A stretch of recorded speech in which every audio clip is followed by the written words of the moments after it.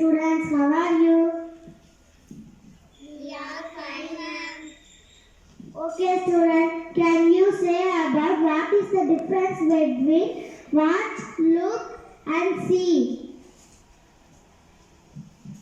Ma'am, see-na பார்க்கிறது, watch-na கடிகாரம், look-na தெரியல ma'am. Ma'am, see-na கடல் ma'am, look-na தூரத்துல இருந்து பார்க்கிறது ma'am. Ma'am, இது மூணுக்குமே ஒரே அர்த்தம் காட்டுகிறது தானே ma'am? No student, I now will explain it. See means general outlook.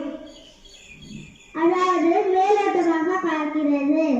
Next, look means keenly watching. For example, look at the moon, look at the board. Next, watch. Watch means continuously watching movie, sports.